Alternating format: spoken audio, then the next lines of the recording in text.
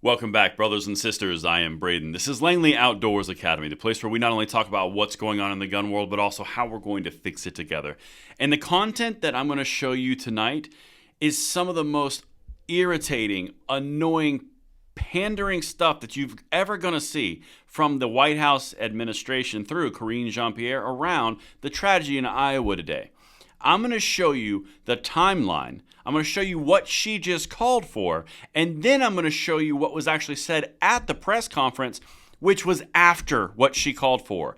Didn't know any of the details, didn't know any of the information, goes ahead and calls for the laundry list anyway. Then I'm going to show you what actually occurred. Everything will be linked in the description box below. And of course, make sure you hit that like button, subscribe to the channel, and turn the notification bell on. And please send and share this out, because if we can deliver these points concisely, politely, respectfully, with a little bit of oomph, it can go a long way, and thank you for that consideration. Now, I'm sick of these tragedies. I don't want these tragedies to happen anymore. This should not happen. I am 100% aligned with anyone that says it shouldn't happen. However, that doesn't mean that in the light of a tragedy, you go down a laundry list of ways that you want to get for your constituents on the gun-controlling left, things that have nothing to do with what just occurred, but at least you said it. I'm about to show you what she just said. Here we go. This is the press secretary of the White House, Biden's, before she knew anything. Okay, here we go. It's only the fourth day in the year, in the new year, and we are already faced with yet another horrific school shooting.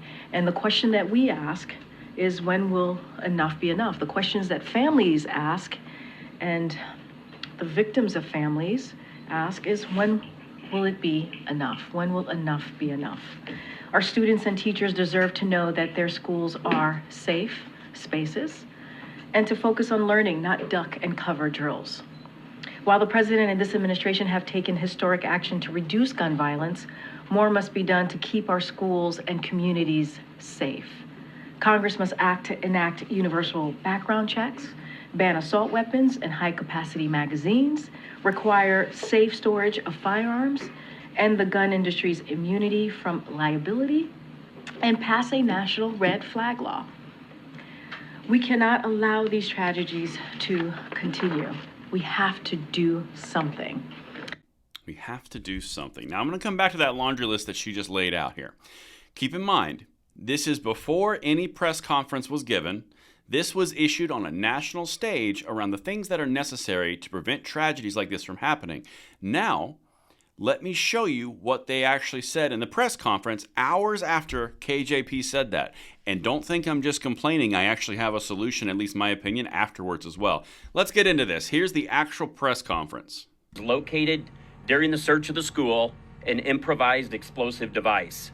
The state fire marshal and the Bureau of Alcohol, Tobacco, and Firearms rendered the device safe. Numerous officers from multiple agencies were able to secure the school and verify no additional threats. At the same time, first responders were rendering aid to the victims, who were later transported to area hospitals. The shooter has been identified as a student at Perry High School, armed with a pump-action shotgun and a small caliber handgun. Okay.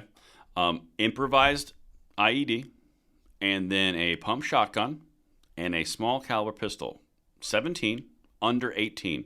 Cannot legally buy any of these items. Okay, now let's get into the little laundry list that KJP threw out there, and you tell me in the comments field where they would apply in what you just heard from the actual press conference before she just shot from the hip, all right?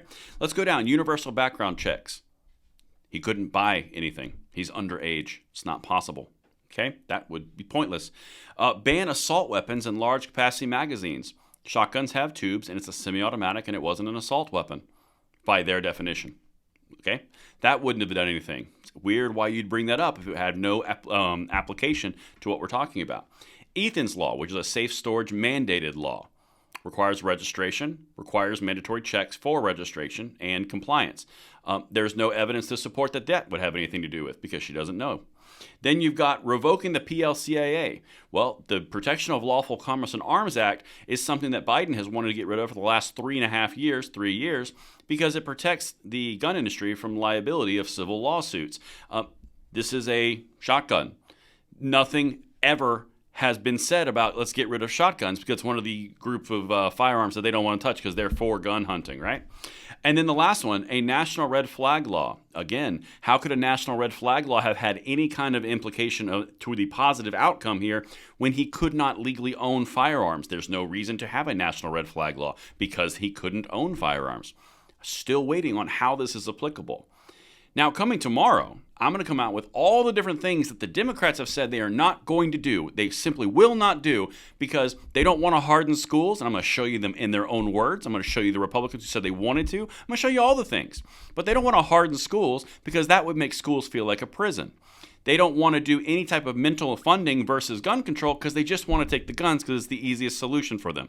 The big problem that I have with that is if you have such a massive issue, which there's no refuting, we have an issue in this country, you're kind of going to want to do a triage where you solidify the vulnerable spots and then you work on the longer term solutions.